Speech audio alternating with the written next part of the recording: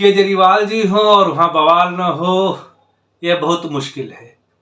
जी हाँ, केजरीवाल और उनकी पार्टी नियमों और कानूनों को धता बताने में माहिर है। आज सोशल मीडिया में दिल्ली सरकार का एक कॉन्फिडेंशियल पेपर घूम रहा है। मेरी समझ जहां तक कि गोपनीय दस्तावेज सार्वजनिक नहीं किए जा सकते। यदि मैं गलत हूं तो आप मुझे करेक्ट कर सकते हैं। लेकिन यह गोपनीय दस्तावेज किसी और के द्वारा नहीं बल्कि आम आदमी पार्टी के एक्स के हैंडल पर घूम रहा है। आम आदमी पार्टी ने डीपीसीसी यानी Delhi pollution control commission chairman Ashwini Kumar को सस्पेंड करने की रिकमेंडेशन कर दी है मुख्यमंत्री अरविंद केजरीवाल से। तो क्या फिर से बढ़ने वाली है दिल्ली में तकरार? नमस्कार, आप देख रहे हैं अपनी बात अनिल के साथ। आज एक महत्वपूर्ण घटनाक्रम में दिल्ली पोल्यूशन कंट्रोल कमेटी के अध्यक्ष आईएएस अश्विनी कुमार को निलंबित करने की रिकमेंडेशन दिल्ली सरकार के मंत्री गोपाल राय जी द्वारा अरविंद केजरीवाल को की गई है। अब सर जी शायद यहाँ पे हस्ताक्षर तो करेंगे। आगे बढ़ूं, आपसे निवेदन है कि वीडियो को लाइक कर दें, शेयर कर दें और चैनल को सब्सक्राइब कर दें। यदि अभी तक नहीं किया है तो बेल आइकन को भी दबाना न भूलें, जिससे समय समय पर नोटिफिकेशन आपको मिलता रहे। और यदि आपने मेरी बात सुन ली है तो थोड़ा आतिशी जी को सुन लेते हैं। सरकार के अफसर मिस्टर अश्विनी कुमार और अन्य अफसरों को भी ये लगता है कि उनको दिल्ली सरकार के आदेश मानने की कोई जरूरत नहीं है। उनको ये लगता है कि उनको मंत्री के आदेश मानने की कोई जरूरत नहीं है। उनको ये लगता है कि उनको कैबिनेट के कोई आदेश मानने की जरूरत नहीं है।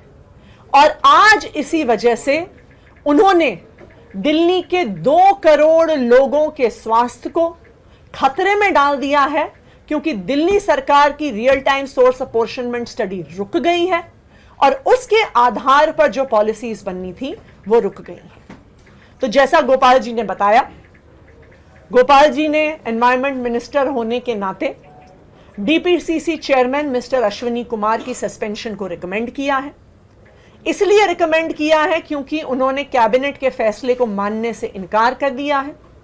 इसलिए रिकमेंड किया है क्योंकि उन्होंने दिल्ली के 2 करोड़ लोगों के स्वास्थ्य को, उनकी जान को खतरे में डाल दिया है। और हमारे पर्यावरण मंत्री गोपाल राय जी ने मुख्यमंत्री अरविंद केजरीवाल जी को यह भी कहा है कि तुरंत आईआईटी कानपुर के सेकंड इंस्टॉलमेंट, जो मात्र 60 लाख रुपए का है, मात्र 60 लाख रुपए का पेमेंट रोकने की वजह से आज वो स्टडी रुक गई है।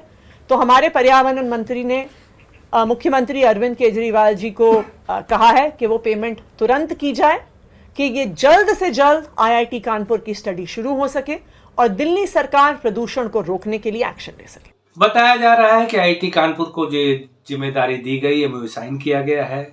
इसमें दिल्ली में होने वाले पोल्यूशन, कणों की मात्रा या किस समय कितना पोल्यूशन होता है, किन कारणों से होता है, एक ऐसी स्टडी होनी थी जो पिछले साल जुलाई में ही कॉन्ट्रैक्ट हुई थी।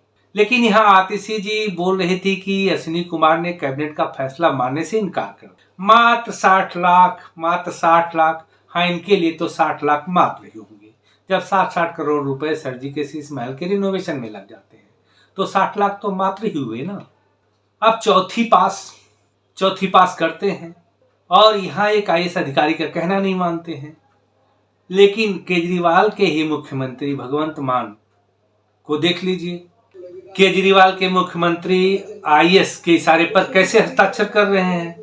अब यहाँ तो फाइलें आईएएस ही बता रहे हैं कि उनको कैसे, यहाँ पर क्या लिखा है, क्या है, सारी चीज तो आईएएस ही समझा रहे हैं, अधिकारी समझा रहे हैं। लेकिन क्या कहें, दिल्ली में इनको चौथी पास राजा नजर आता है, पंजाब में तो आता नहीं है। अब वहां का मुख्यमंत्री अगर आईएएस का कहना मान रहा है तो आप भी मान लेते। उन्होंने कहा क्या है? उन्होंने तो यही कहा है कि इसमें खर्च ज्यादा आया है, तो आप निगोशिएट कर सकते थे। आइए जानते हैं पूरा मामला है क्या। दिल्ली सरकार ने प्रदूषण के साइंटिफिक कारणों की स्टडी करने का निर्णय लिया था, जिसमें पता लगाया जाना था कि किस समय पर किस एरिया में किस वजह से प्रदूषण बढ़ रहा है। यह फैसला 7 जुलाई 2021 को कैबिनेट के निर्णय से लिया गया था। यह स्टडी आईआईटी कानपुर करने वाला था, जिसमें रियल टाइम अपॉर्शनमेंट स्टडी की जाती। लेकिन डीपीसीसी के चेयरमैन अश्विनी कुमार ने कैबिनेट के फैसले को पलटते हुए स्टडी पर रोक लगा दी। मीडिया रिपोर्ट में बताया जा रहा है कि इसके लिए 12 करोड़ रुपए खर्च होने वाले थे। मशीनों के 10 लाख आईआईटी कानपुर को लीज कर दिया गया था। लेकिन इसी बीच दिसंबर में अश्विनी कुमार डीपीसीसी के चेयरमैन बने। बता दूं कि इसके पहले सचिव सदस्य ही इसके अध्यक्ष हुआ करते थे।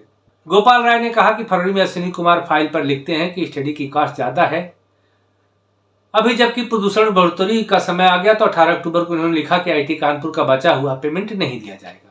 और देश में पहली बार ऐसी स्टडी शुरू हुई थी जिसे रोक दिया गया, यह गोपाल राय जी का कहना है। आगे कहते हैं, इस गैर जिम्मेदाराना निर्णय को देखते हुए हमने सीएम को नोट भेजा है कि डीपीसीसी चेयरमैन अश्विनी कुमार को सस्पेंड किया जाए और उन पर अनुशासनात्मक कार्रवाई हो।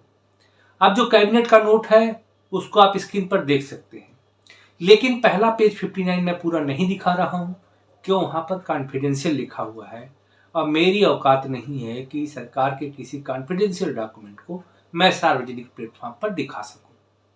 यह हिम्मत तो केवल आम आदमी पार्टी कर सकती है।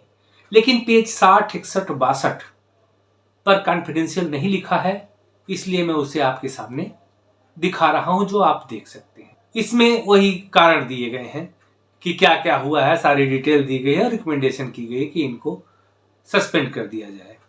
लेकिन क्या आम आदमी ने जो गोपनीय दस्तावेज सार्वजनिक किया है इन पर कोई केस नहीं बनता? लेकिन क्या करें, केजरीवाल जी ने कसम खा रखी है को किसी कानून को नहीं मानते। ये तो बस केवल देसी शराब, अंग्रेजी शराब की दुकानें खुलवाने में बिजी रहते हैं।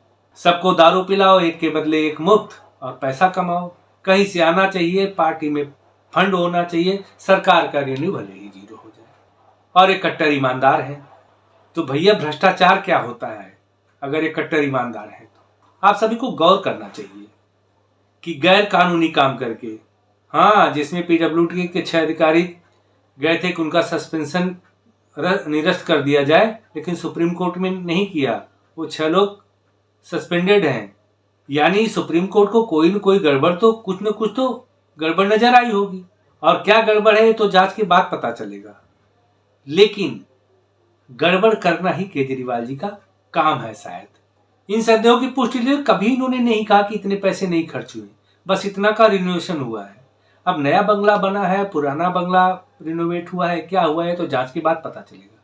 लेकिन कानून की धज्जियां उड़ाने के लिए और उसी शीश महल को बनाने के लिए, कानून की धज्जियां उड़ाने के लिए इन्होंने कॉन्ट्रैक्ट को ही किस्तों में नहीं बांटा, इन्होंने पेड़ों को कटाई को भी किस्तों में बांट दिया था।